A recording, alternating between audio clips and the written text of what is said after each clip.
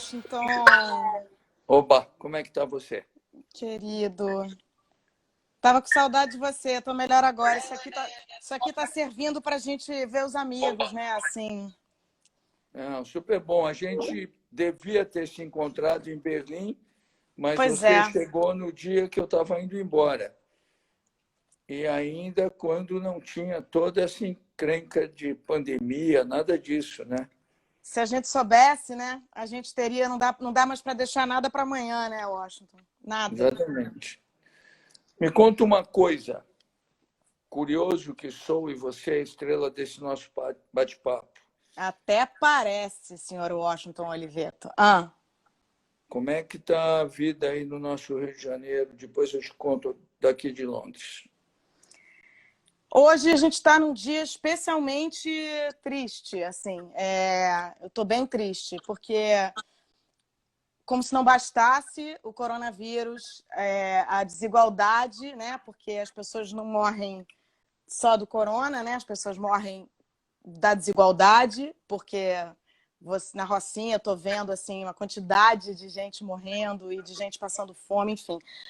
Além disso tudo, do Jair Bolsonaro, hoje a gente teve um garoto de 14 anos, não sei se você ficou sabendo, João Pedro, teve uma operação ontem do BOPE, numa comunidade. Esse garoto foi baleado dentro de casa, Washington, porque é pra gente ficar em casa, né? Todo mundo tá mandando ficar em casa. O garoto estava dentro de casa, ele foi baleado dentro de casa, e aí colocaram ele num helicóptero. A família ficou 17 horas sem notícia dele, sem saber como ele estava, porque correu todos os hospitais atrás do menino. Hoje de manhã a família recebeu um telefonema da polícia falando que o corpo do menino estava no IML. Então, quer dizer, como se não bastasse tudo, a gente segue com a violência, né, dessas operações nas comunidades do Rio de Janeiro. Então, hoje está um dia difícil.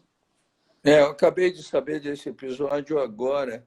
Alguns amigos do Rio me mandaram uma mensagem e realmente é como você disse, né? Como se não bastasse tudo, né?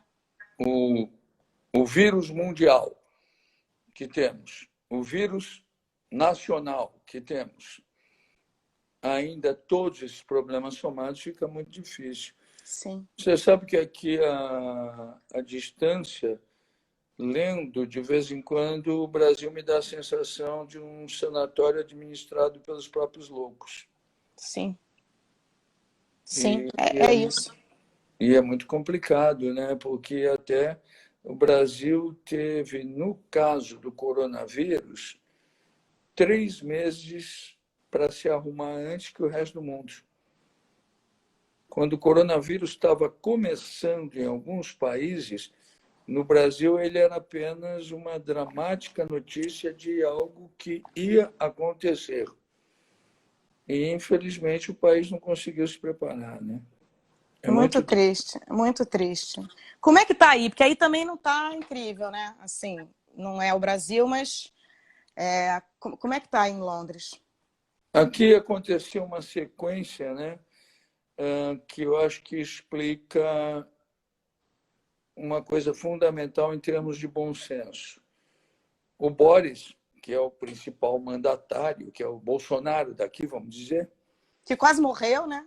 De ele corona, errou, né? ele errou no critério de julgamento no início. Ou seja, ele errou junto com o Trump e na frente do Bolsonaro, que foi errar um pouco depois. Ele não promoveu a reclusão, o tal lockdown, que ostensivamente é a única possibilidade que existe para se proteger disso, para administrar isso. Não existe outra possibilidade científica para isso. Ele errou, aí 20 dias depois ele descobriu que tinha errado e pediu desculpa na televisão, decretou o lockdown e pegou o coronavírus 4 dias depois. Aí, o que aconteceu aqui é que teve coisas de muito bom senso. Primeiro, não virou um fato político. Já é uma maravilha.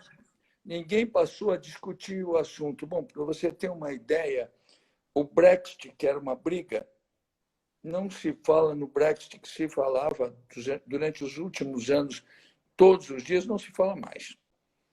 Uhum. Aí não virou um fato político, foi tudo muito bem comunicado. Eu, aqui em casa, um dia depois do comunicado do Boris Johnson, recebi uma espécie de um folhetinho me contando o que eu podia e o que eu não podia fazer. Então, o que eu podia fazer era o seguinte: ficar em casa, me cuidar, sair se fosse para comprar comida e, recomendado, sair para caminhar, desde que sozinho ou acompanhado por mais de uma pessoa, nos parques ou na beira do rio, porque caminhar faz bem para a saúde. E com a Que distância, maravilha. Tudo muito distância de claro, né? tudo muito objetivo. Tanto, Maria, que nesse tempo aqui eu tenho caminhado diariamente 5, 6 quilômetros por dia, que eu adoro. Agora, todo mundo respeitando tudo direitinho. Aí aconteceu a outra coisa. Quando o Boris saiu da internação dele, ele deu uma entrevista, um pronunciamento, né, de estadista, pedindo desculpa pelo erro. E os trabalhistas, que são o partido que o combatem, deram uma entrevista dando parabéns a ele pelo gesto de reconhecer o erro. Então, você vê as É das diferenças. melhores coisas que existem, né? É tão bom você poder pedir desculpa, né? Admitir que errou. É tão fácil e é tão bom. E Muda tudo, aí, né, Washington? você vai percebendo, né, coisas que são até interessantes culturalmente. Eu tenho visto coisas aqui que me impressionam, além das lojas onde se vende comida e bebida, além dos deliveries muito competentes, além das farmácias, obviamente. Uma coisa que está aberto aqui é loja de material de construção, porque o pessoal está aproveitando para comprar uma tinta, comprar uma coisa para pintar a própria casa, dar um tratinho nisso e tal. Uhum, sim. Uma coisa emocionante em relação ao Brasil que eu tenho visto é que eu tenho conhecido, por causa dos deliveries, muitos motoqueiros brasileiros. Olha, Washington, que loucura. Meninos de ótimo nível, garotos com nível universitário, que fizeram um monte de coisas na vida, vieram tentar a vida em Londres, lutam com dificuldade, mas estão trabalhando agora no delivery. E Uhum. muito dignos. É até curioso, porque 90% deles não me reconhece como grande publicitário, mas 100% como grande corintiano. Todo mundo me olha, você é aquele corintiano. Que título bom, né? Que reconhecimento bom, né? Chique. Nossa, mais lindo impossível. Mais lindo impossível. Mais lindo impossível. Você tem E aí a gente... chorado? Hein? Você tem chorado? Não, não. Não? Não. Olha, Maria, eu tive uma experiência muito dramática de isolamento na minha vida. Sim, eu penso sempre nisso, penso sempre em você. Eu tive uma experiência de 53 dias numa situação de isolamento dramática obrigatória. E Sem saber se ia sair vivo. se eu aprendi alguma coisa naquilo, foi que você tem que ter respeito pela situação, os cuidados com a situação, mas não pode ter medo, porque o medo baixa a imunidade. Por outro lado, eu tenho tido o privilégio de acompanhar, por exemplo, a escola online da Antônia e do Theo. Está sendo uma experiência para mim fascinante. Eu estou aprendendo mais do que eles. E eles estão muito bem na escola. Até curiosamente, eu acho que no futuro, talvez, é claro que faz falta o convívio, né? Uhum. Mas talvez exista uma escola que habitualmente seja online e o convívio seja full time no final de semana, sem a necessidade da aula. Uhum. Uhum. que eu percebo que isso está acontecendo. Uhum. Eu tenho lido muito, tenho escrito coisas que eu não sei para que vai servir na vida, tenho visto muitas séries, aliás, particularmente alguns documentários notáveis, como o documentário sobre o Quincy Jones, que é maravilhoso, Quincy, o documentário sobre o Frank Sinatra, absolutamente maravilhoso. Agora tenho acompanhado a coisa do Michael Jordan, que é maravilhoso, o Uhum. Brown, enfim, As convivendo com pessoas a aqui estão informação. perguntando, não sei se é no meu Instagram ou no Instagram da Casé Fala, eu não sei muito bem qual é a diferença disso, perguntando se você foi sequestrado, para que tem muita gente de... Acho que quem tem 20 anos talvez não saiba, né, Washington? Você não quer contar um pouco só para as pessoas que estão perguntando por que você ficou 53 dias? Você não, eu não sei que você não aguenta mais esse assunto, mas é só porque tem um monte de gente aqui perguntando. Não, eu até te digo, eu não falei desse assunto depois que ele ocorreu durante 18 anos para não virar pauta. Sim. Que eu falei, senão eu na Vai virar época, aquele cara que toda vez vai ter que falar sobre isso. exatamente, eu na época fiz uma frase até que, sei lá, nossa, que coisa corajosa. Eu falei, ó, gente, o assunto que eu sei falar é publicidade. De sequestrado, eu só tenho 53 dias de experiência. Mas eu fui sequestrado, só para menina aí, quem perguntou, no dia 11 de dezembro de 2001, e isso durou até o dia 2 de fevereiro de 2002. Eu fiquei dentro de um armário, praticamente. Mas estou aqui, está tudo bem. Vamos lá, Sim, segue o jogo. sim, sim, sim, sim, sim, sim. Mas quando eu digo, você tá contando das séries e tal, eu não tenho chorado só de... Aliás, eu não tenho chorado de tristeza porque muito de vez em quando. Mas eu estou me emocionando com a vida de um jeito diferente, assim, tudo me emociona. Eu não sei, eu acho que tem uma diferença imensa. Eu acho que você está vivendo o Covid em Londres, está vivendo no Brasil, mas a vulnerabilidade da vida, né? Assim, eu não sei, tudo me emociona mais. Aí você contou, por exemplo, você contou dos meninos brasileiros que vão te entregar comida. Eu fiquei com vontade de chorar. Olha que absurdo, estou com problema. Não, não Mas está. é isso, A primeira coisa é que, entre as múltiplas atividades que você faz com talento, a prioritária, que é de atriz, apesar que já nem sei, eu acho que também a de escritora você está empatando, imagina. mas é um exercício de sensibilidade full-time que, num momento como esse, claro que aflora mais claramente. Você está mais exposta a momentos que podem te fazer chorar. Sim. Não, Aliás, o fale. mais louco é o seguinte, né? Que o difícil mesmo é fazer rir, fazer chorar não é tão difícil. Fazer rir é mais complicado. Mas Agora, a olha, você vida está é vendo o danada porque Adnet? ela nos faz chorar, né? Sim. Mas o Adnet, você está vendo o Marcelo Adnet? É a coisa, eu vou te mandar. É tão engraçado, eu choro de rir também.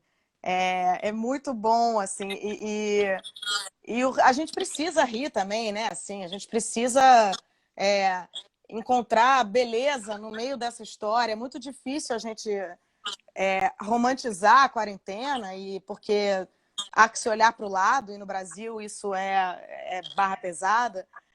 Mas, ao mesmo tempo, assim, eu vejo que eu tenho cuidado dos meus cachorros de outro jeito, sabe assim?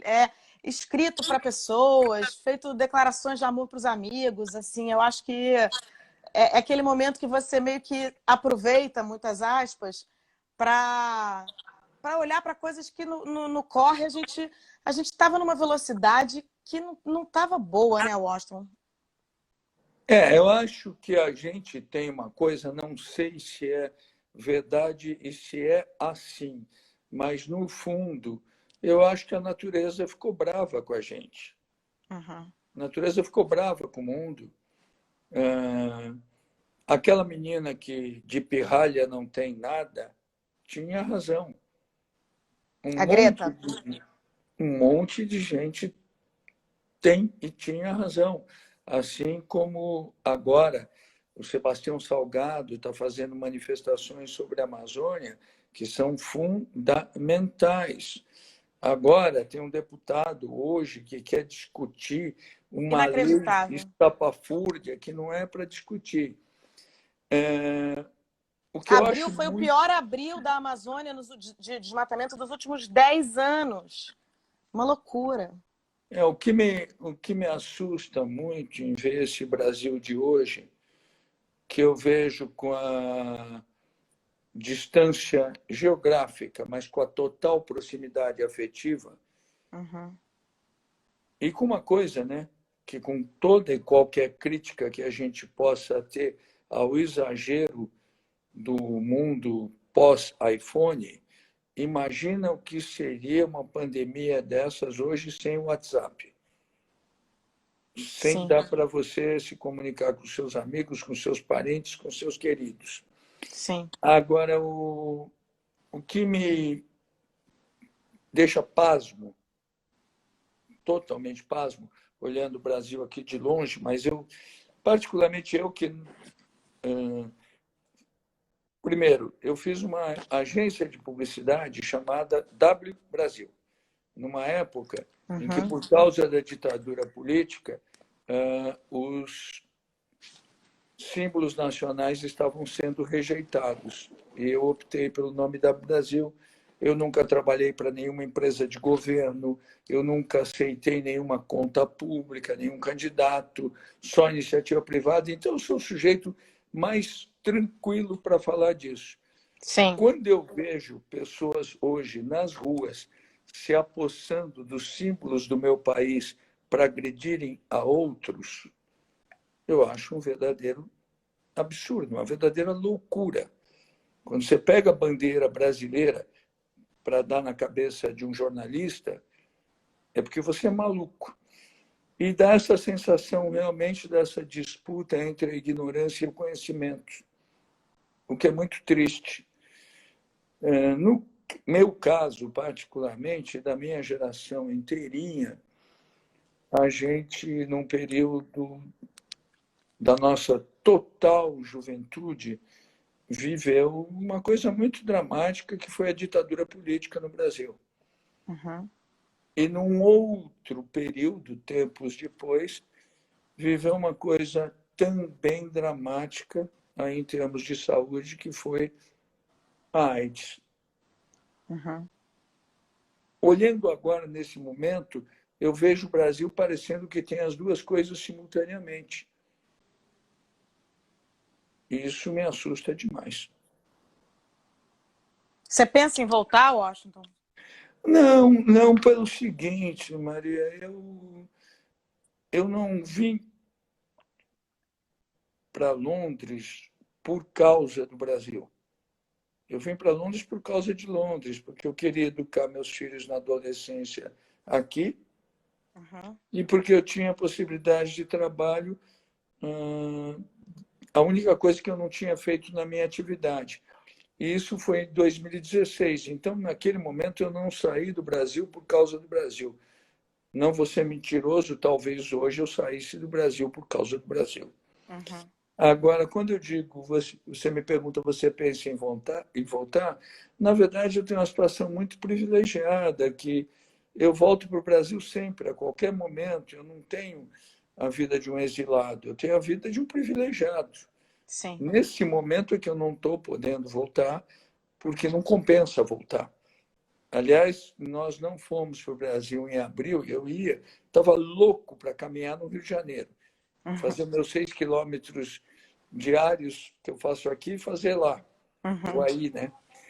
Mas eu tive informações que a pandemia cresceria muito. E aí a gente optou por ficar por aqui. E você, agora me conta uma coisa, Maria, o que tem de bonito nesse momento na tua vida? Porque, por exemplo, o office boy brasileiro que me encontra aqui me encanta. Sim, sim. Tem muita coisa bonita, assim. Eu sempre eu sempre procuro o lado bonito das coisas, porque a beleza, como o Domingos Oliveira falava, um instante de beleza é uma alegria para sempre. E às vezes tem uma cena mesmo que você vê e aquilo te dá. É o final do Cabiria, sabe? Quando ela, Julieta Mazina, vai se matar e de repente ela recebe uma gentileza e aquilo.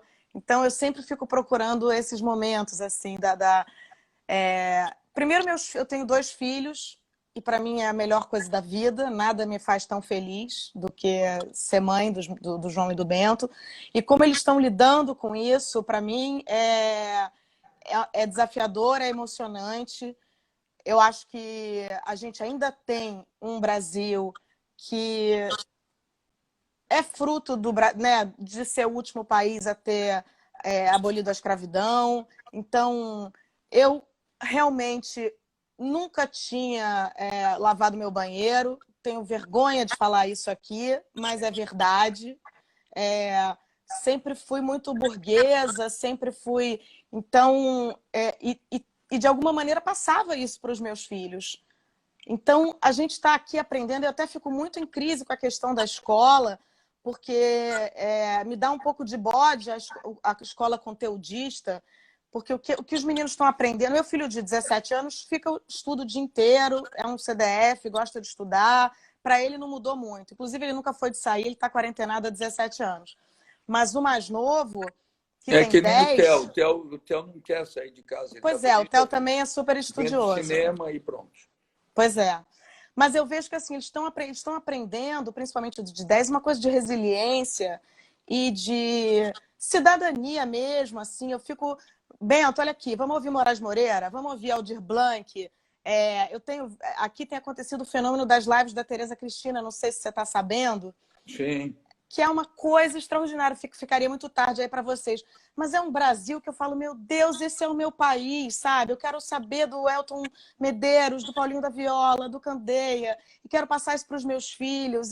Então, eu vou achando essas brechas de beleza, assim. Aliás, Maria Ribeiro, você sabe que você falou das lives da espetacularmente talentosa Tereza Cristina, e não fica tarde para mim, porque esse é um problema que eu tenho aqui, ou nesse caso seria um privilégio, e as 4 horas de diferença para o Brasil, elas são um problema para mim, porque sempre dá para eu saber que tem alguém que fez uma idiotice nova. Sei. Antes de dormir, porque eu vou dormir tarde e falar, opa! E se eu for dormir cedo, eu já acordo com uma bobagem nova que já foi feita. Felizmente, tem esse privilégio de usar também a diferença de horário para ver a live da Tereza Cristina. Aí vale a pena. Vale a pena.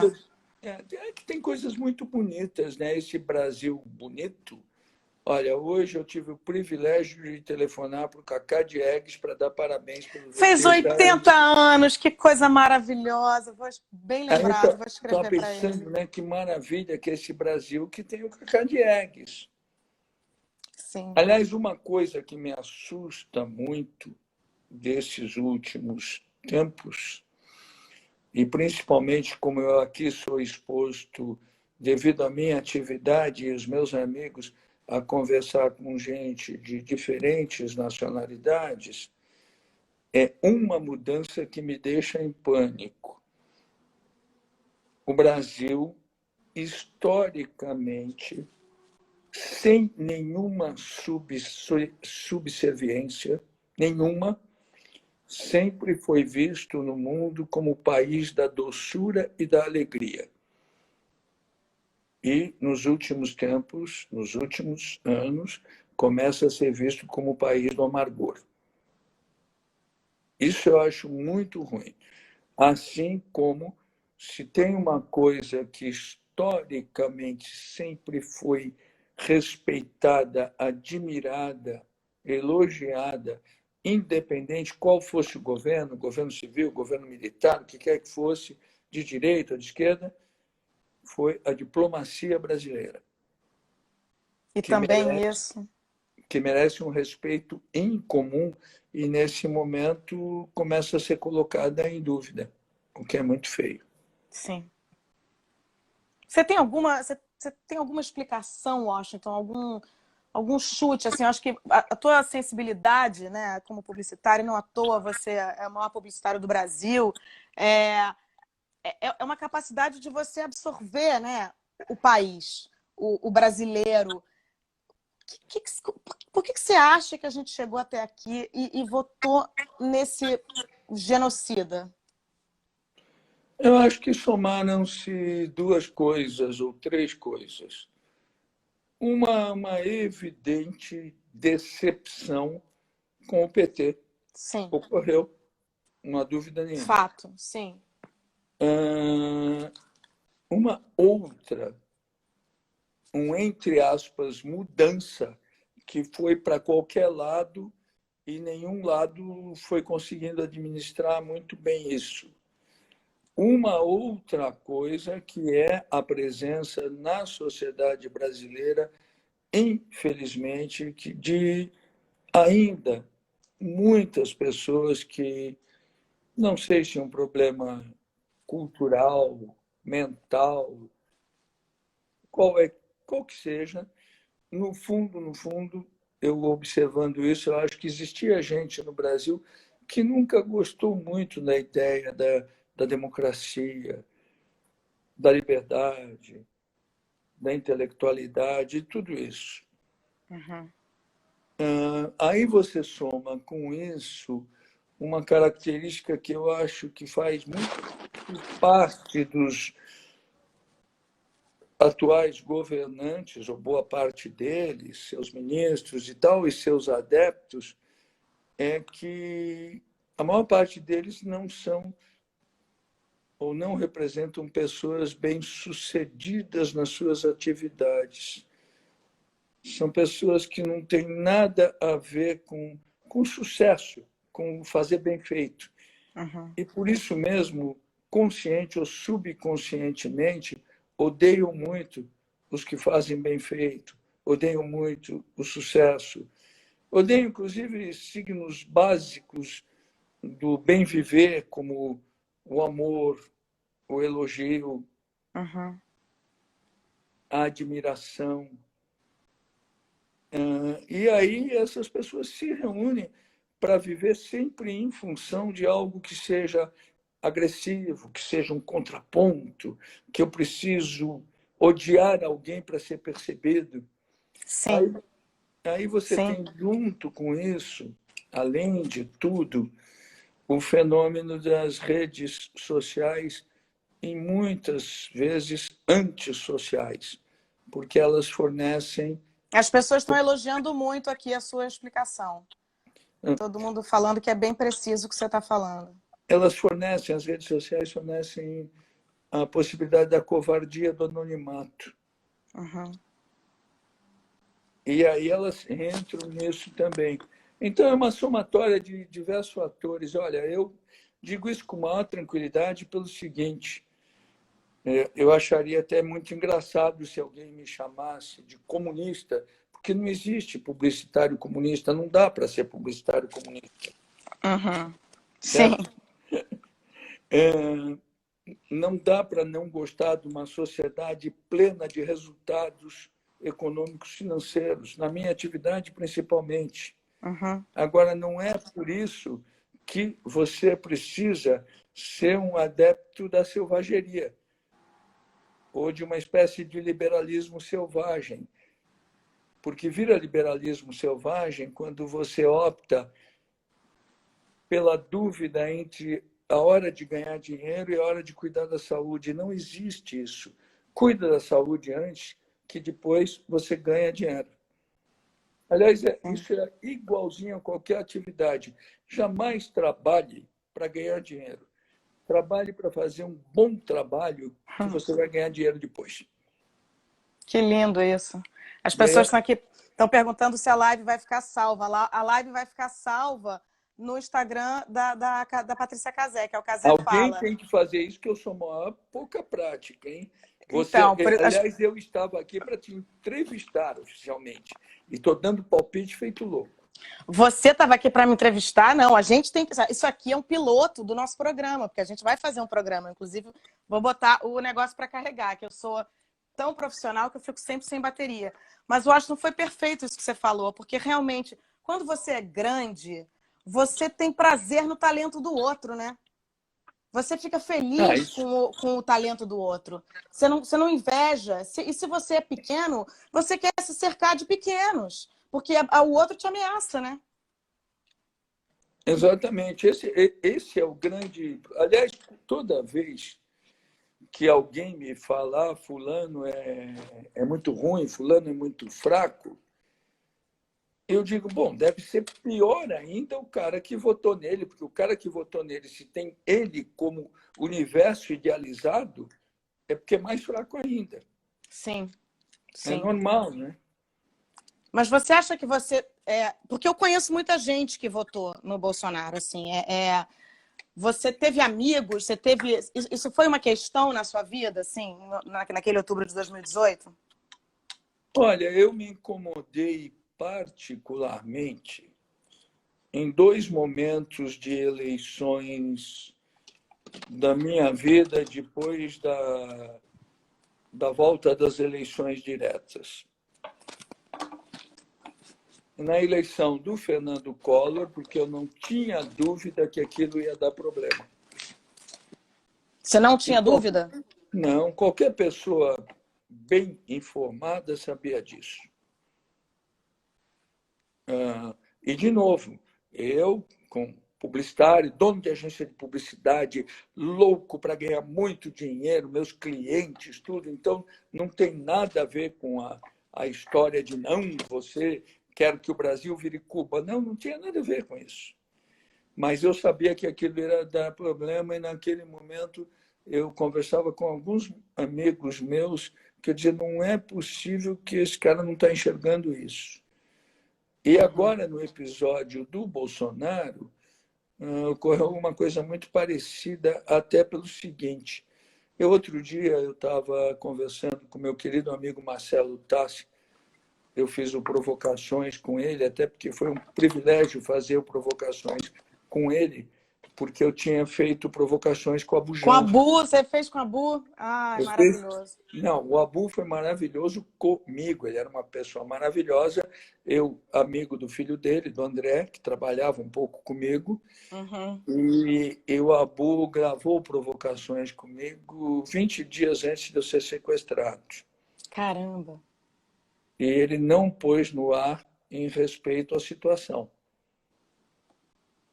E Que chique, esperou eu né? Que pessoa grande, né? Como isso é uma raro. coisa e tal.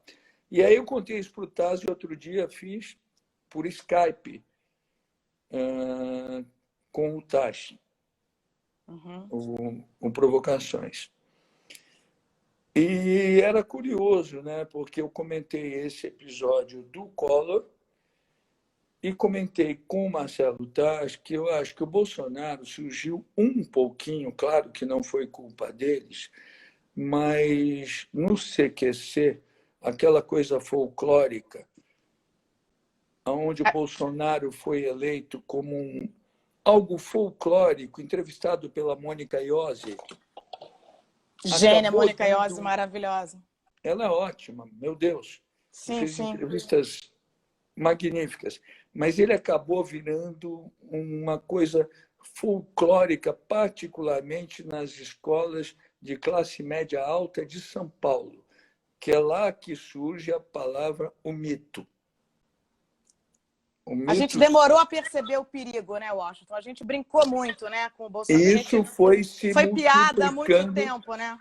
foi virando folclórico, até onde ocorreu, além de tudo, o episódio da facada, que é um gesto dramático, que evidentemente trabalhou favoravelmente para ele.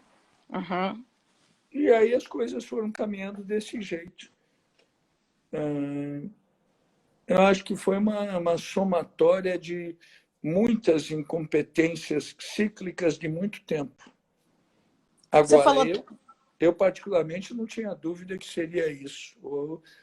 E nem tinha dúvida que seria mais ou menos isso mesmo. Você falou da facada e a gente está vivendo aqui um luto da Regina Duarte, né? Eu estou vivendo, pelo menos, um luto da Regina Duarte. É, sempre que eu faço live, eu estou fazendo muito, as pessoas falam assim, fala da Regina Duarte, e me dói, porque para mim é uma tristeza a Regina Duarte ter ido por esse caminho. E muita gente fala, essa louca, e muito doido, porque o Adélio, que foi o cara que deu a facada no Bolsonaro, já foi mais do que comprovado que ele agiu sozinho. E aquilo, o Adélio, sim, tem problemas psíquicos. Eu venho de uma família com muitos problemas psíquicos, de esquizofrenia, de depressão e tal. Então, o termo louco já me incomoda, porque eu acho desrespeitoso. Mas associar esse termo à Regina Duarte, a mim parece uma coisa assim... Vamos respeitar quem tem problemas psíquicos, sabe? Quem tem problemas psíquicos, o Adélio tem problemas psíquicos. A Regina Duarte, você tem alguma explicação, Washington, ou estou te colocando numa saia justa que você é amigo dela? Não, duas coisas. Primeiro, alguém perguntou, já esclarecendo, alguém escreveu aí se eu já fiz alguma campanha política. Repito, eu nunca fiz nenhuma campanha política, nem de nenhuma empresa do governo. E costumo dizer que isso foi um dinheiro muito bom de não ganhar. Eu sempre trabalhei única e exclusivamente para iniciativa privada. Por isso mesmo que eu fico à vontade para sempre, a minha vida inteira, falar o que eu quiser sobre política, políticos, pessoas, apesar de também não ter nem sabedoria, nem vontade de falar muito dessa gente. Eu nunca tive muito fascínio por políticos. Maria, eu vou te dizer uma coisa sobre a Regina, sendo muito objetivo. Eu fiquei muito triste. Muito, muito, muito, muito triste. Eu conheço a Regina de quando eu tinha 18 para 19 anos de idade, e ela já era a namoradinha do Brasil. E eu estava virando o menino prodígio da publicidade. A primeira vez que a Regina fez uma peça de teatro com a pretensão de ganhar uma aceitação intelectual, quando ela já era amada pelo mundo, mas aquela coisa de ápice, que foi o Réveillon. Flávio Márcio, né? Flávio Márcio? Flávio Márcio, que era meu amigo e que tinha um publicitário que ele escreveu, que era eu. Eu era o publicitário do Réveillon. Nessa época que eu conhecia a Regina, conversava muito com ela e tal, durante todos os anos, me dou muito bem com a Gabi, com a filha dela, que é minha querida amiga, e com o Jairo, que é um fotógrafo brilhante, o marido. Sim. Que, pelo que eu percebia, se manifestavam preocupados. Deve estar dificílimo para eles. Não, sem dúvida nenhuma. E eu, não tenho outra palavra, eu fiquei pasmo com aquilo. Eu fiquei pasmo. Se alguém tivesse me contado aquilo, eu ia dizer, você está mentindo. Aquilo foi muito impressionante. Agora, você sente... E com um detalhe, pelo que eu sei só, vocês todas e vocês todos, atores, diretores, tal, mesmo considerando a opção da Regina de aceitar esse cargo,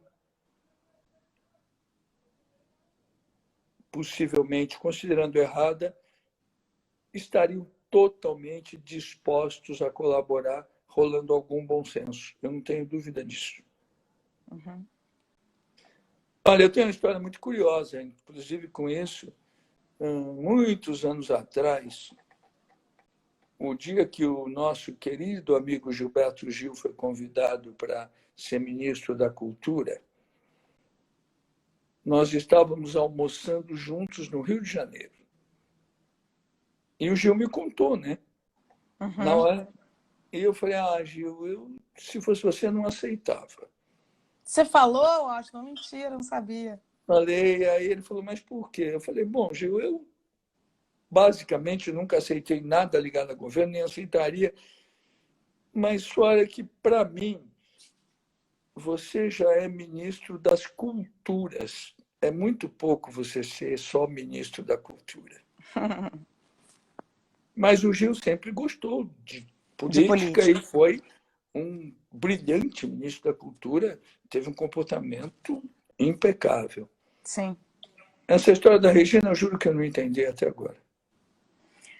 Agora, você percebe, assim, às vezes quando eu tento fazer, assim, pensar como é que a gente pode fazer para conversar com os outros, né? Eu te mandei meu documentário, Outubro, e tem uma hora em que eu falo no Vira-Voto, eu faço...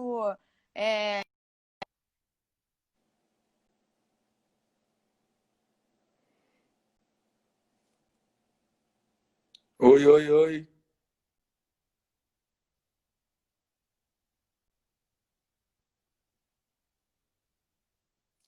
Volta, Maria.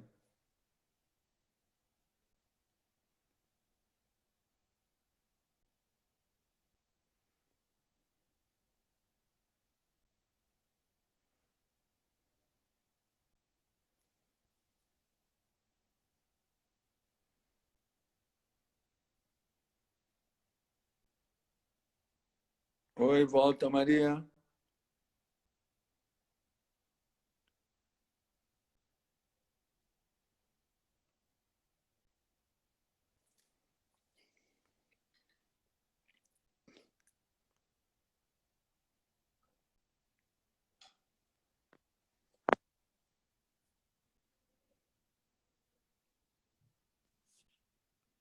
Antônia, como é que eu volto a Maria aqui?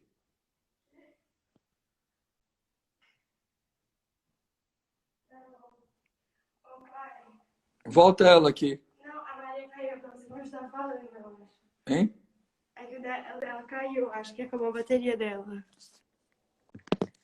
Tá bom?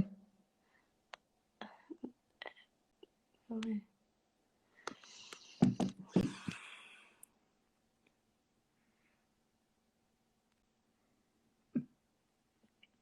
Acho que foi, espera. É que o Freixo estava na live, aí você viu que começou uns comentários. Freixo. Oi, Maria. Oi, acabou a luz no meu prédio. Aliás, deixa eu comentar uma coisa. Você, não sei se você fez esse raciocínio, você foi nos últimos tempos, no último ano, premonitória 2 vezes, no último ano e meio, com esses episódios que a gente está vivendo. Quando você escreveu sobre aquela senhora que trabalha no teu prédio, que morreu o filho, não foi? Sim, sim, sim. Que, na verdade, se reportava muito esses dias. Sim. E a outra vez no teu filme. O filme foi uma... Eu nem sei exatamente o que é o filme, né? Sabe quando você faz uma coisa e você só vai entendendo com o tempo? Eu acho que o que eu quis dizer no filme, o que eu estava tentando falar com você, é que o filme fala dessa meia-culpa que eu fiz, porque eu me acho super engajada e não sei o quê, e, no entanto, tem vários comportamentos que não são tão diferentes quanto os comportamentos da minha mãe. E até que ponto eu estava disposta a conversar, né, assim, com os outros. E aí teve o vira-voto, e no vira-voto a gente ficou ali, botando café e bolo. Então, assim, essa questão do diálogo, você sente que você sofre algum preconceito por ter um cara tão bem-sucedido, por ser um publicitário? Porque só o fato de ser publicitário... Eu me lembro que quando eu estava na faculdade, já tinha um pouco esse clima. Vai fazer publicidade, vai fazer jornalismo. Hoje em dia isso não existe mais. Eu acho que não tem mais essa divisão. Mas na minha época tinha.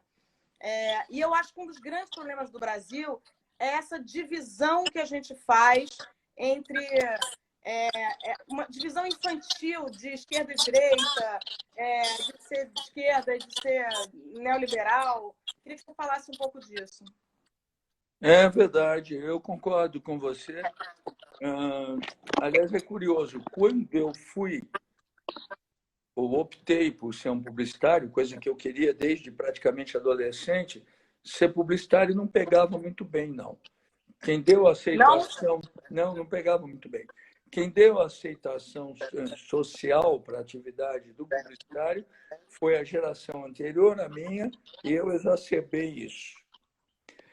E eu, curiosamente, além de tudo, eu era da minha turma, da turma que tinha lido Mayakovsky, que sabia coisas do tipo que não existe revolução política sem a revolução estética e tal.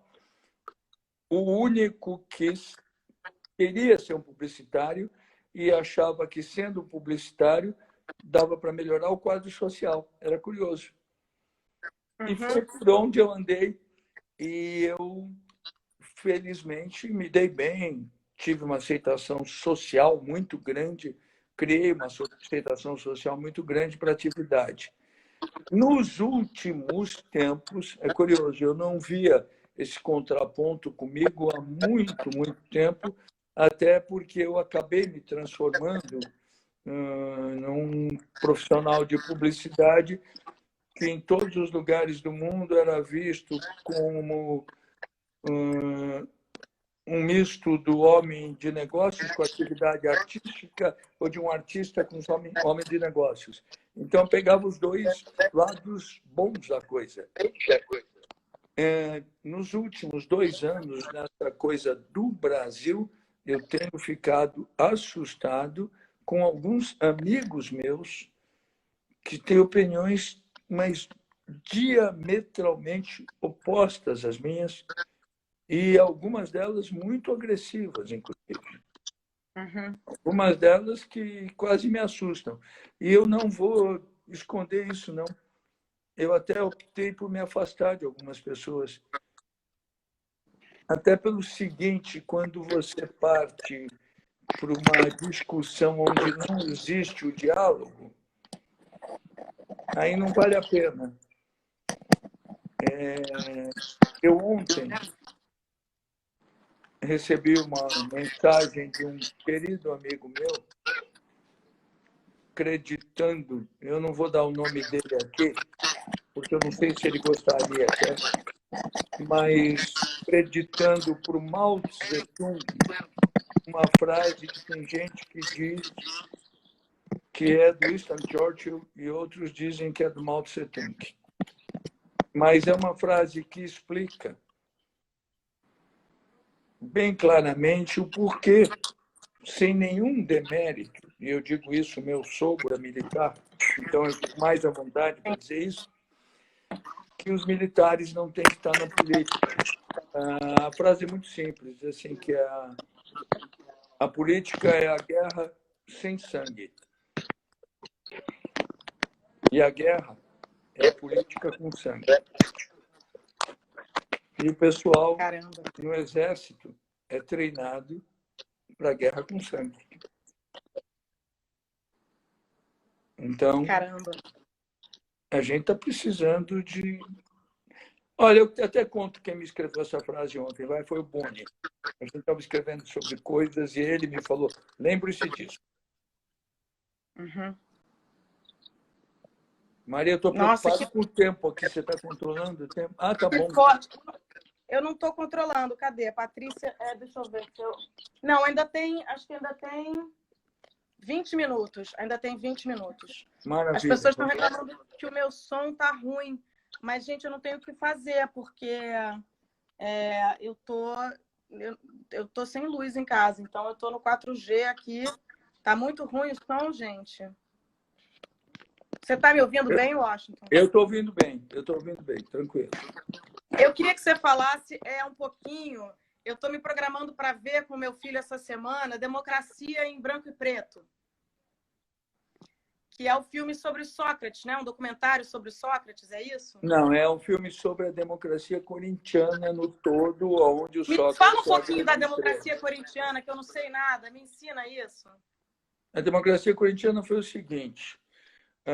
No início dos anos 80, o Corinthians estava com um time bem fraquinho que estava quase caindo para a segunda divisão, que naquela época se chamava Taça de Prata. Eu, Sei. na época, já era muito corintiano, obviamente, e já era um publicitário conhecido. E aí existia uma revista chamada Status, que foi uma espécie de precursora da Playboy no Brasil. Era uma revista que tinha Me algumas lembro. boas entrevistas com umas bonitas mulheres peladas. Eu fui entrevistado, eu era entrevista dessa Status e falava de um monte de assuntos e falava de Corinthians, é claro.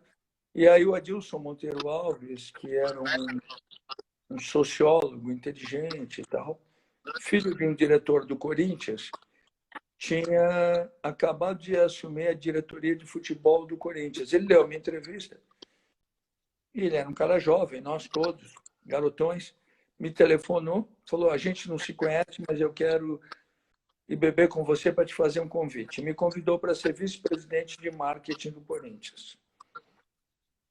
E aí aconteceu o seguinte, naquele time a gente tinha o Sócrates, o Casagrande com 18 anos de idade, o Vladimir, que já era ligado aos movimentos negros. Nós tínhamos 3, 4 jogadores que tinham uma cabeça muito aparelhada para discutir o quadro social. E era o momento onde se lutava pelas eleições diretas. Benedita Zerbini nos mandando corações. Muito obrigado. Beijos para ela. Aí aconteceu a seguinte coisa. Eu virei vice-presidente do Corinthians e o time era bom tecnicamente e nós resolvemos estabelecer um negócio de liberdade com responsabilidade. Ou seja, acabamos com a concentração, que era uma mentira que existia no futebol, que, na verdade, era para os jogadores casados poderem sair sem a mulher saber. Um monte de bobagens dessas, demos liberdade total. Os próprios jogadores elegiam o seu técnico. Caramba! E o time começou a ganhar. E também a gente não escondia que acabou o jogo, a garotada queria ir para o nightclub, tudo gente jovem, queria beber, queria namorar. A gente nunca escondeu isso. Aí uma parte da imprensa esportiva era muito reacionária e começou a chamar aquilo de porra louquice. Uma outra parte onde existiam 3 personagens já muito importantes, que eram Osmar, o Fausto Silva, que era repórter de campo. Caramba! E o Juca Kfouri. Esses nos davam um certo apoio. E o time começou a ganhar. E eu, como diretor de marketing, precisava inventar um rótulo para aquilo, para vender patrocínios. Aí nós fomos convidados para fazer um bate-papo na PUC, na Pontifícia Universidade Católica de São Paulo, não aí do Rio, que é linda, por sinal. Que na época também estava muito envolvida com a coisa do sonho das diretas, para contar o que nós estávamos fazendo daquela liberdade. E aí cada um de nós, o Sócrates falou um pouco, o Adilson falou um pouco, o Vladimir falou um pouco e eu falei um pouco. E aí o Juca Kfouri, que era o mediador, falou assim, eu estou entendendo isso que vocês estão fazendo, isso aí é uma democracia de corintiano. Eu ouvi aquilo e falei, meu Deus, achei o título. Você que deu esse nome? Foi. Aí eu escrevi num papel, Democracia Corintiana. Aí fui para a agência no outro dia e falei com o Francesco Petit, meu amado diretor de arte, trabalhava comigo. Falei, Paco, eu preciso que você me desenhe a marca Democracia Corintiana, que eu quero que seja uma mistura da marca da Coca-Cola para ter uma cara pop com a marca do MDB, que é o partido de contraponto ao governo. E aí foi feita a marca. E aí a gente começou a lançar a marca e aí ia ter uma das primeiras eleições. Eu falei, bom, precisa que o pessoal fique de olho na camisa. E aí, atrás do nome Democracia Corintiana, a gente escreveu dia 15, vote. E aí o time só ganhava, só ganhava. E aí o time entrava com faixas em campo escritas ganhar ou perder, mas com democracia. Competir, mas com democracia. E o time foi campeão, foi maravilhoso. Tudo isso. Por que a gente não trouxe? Por que a gente não trouxe isso de volta para agora? Esse lema, pelo amor de Deus. Aí aconteceu o seguinte: você falou do filme. Nessa época, inclusive, minha querida amiga Rita Lee fazia seus shows e os jogadores da Democracia Corintiana iam para o palco dançar com ela, tanto que o Democracia em Preto e Branco é narrado pela Rita, cujo pai era corintiano também. Agora, o louco dessa história, Maria, é o seguinte, né? Isso foi no início dos anos 80. Aquele time do Corinthians, que tinha Sócrates, Casagrande, Zenon, Vladimir, Birubiru, era um grande time. Mas eu tenho que reconhecer que nessa mesma época existia um time tecnicamente um pouquinho melhor, que era o Flamengo de Zico, Adílio, Leandro, Júnior, Raul no gol. Curiosamente, passaram-se os anos e aquele Flamengo ganhou mais que o Corinthians. O que virou filme, o que virou livro. O ano passado saiu um filme aqui na Europa sobre a democracia corintiana, narrado pelo Eric Cantona. Saiu um livro chamado Dr. Sócrates. Há 2 anos atrás saiu Democracia em Branco e Preto. O que virou filme, virou livro, virou tudo foi a democracia corintiana, porque aquilo era futebol, mas não era só futebol. Aquilo era a alegria de um país. E teve um episódio agora dos corintianos que foi muito bonito, né? As pessoas estão dizendo que vai cair. Paty, vai cair?